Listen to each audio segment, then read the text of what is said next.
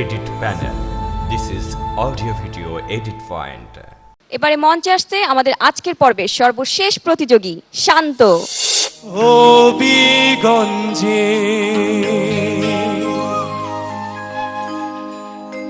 জালালি কহিত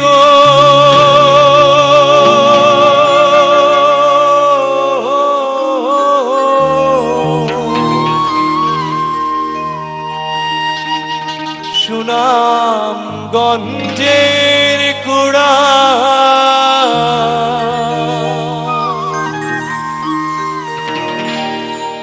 সুরমা নদীর গান ছিলামি শূন্যে দিলাম উড়া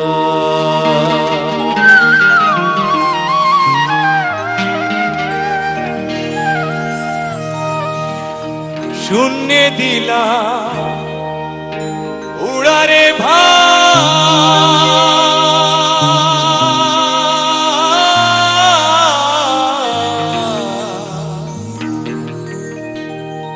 যাইতে চাঁদের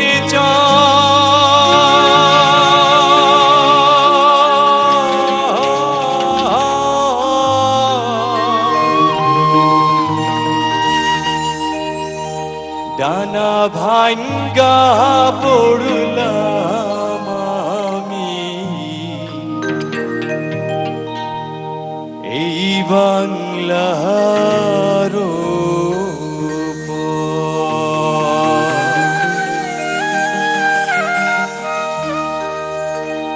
তোমরা আমায় চিনোনি বন্ধু কোথায় বাড়ি ঘর ডানা ভাঙ্গা পড়লাম আমি এই বাংলার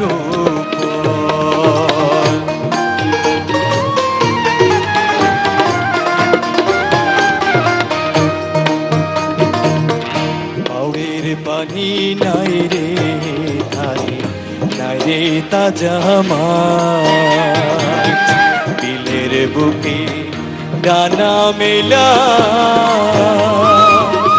নাই রে হিজল গাছ বন্ধু নাই রে তাজা মাছ তবু নিজ হারালা বহরের পথে রাইতের দুপুরে মরমিয়া ভাটিয়ালি আমার গলায় চুড়ি তোমরা আমায় চিনোনি তোমরা আমায় চিনোনি বন্ধু আমায় চিনোনি ডানা ভাঙ্গা পড়লাম আমি এই বাংলার ডানা ভাঙ্গা পড়লাম আমি এই বাংলার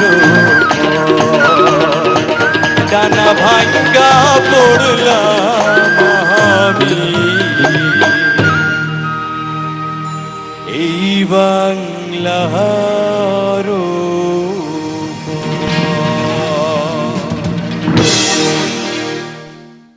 সম্মানিত বিচারক মানা মাহমুদের কাছে প্রথমে জানতে চাচ্ছি, তোমার গলার যা রেঞ্জ, তোমার গান শোনার পর আমার গলার আওয়াজ বেড়ে গেছে, খেয়াল করছো?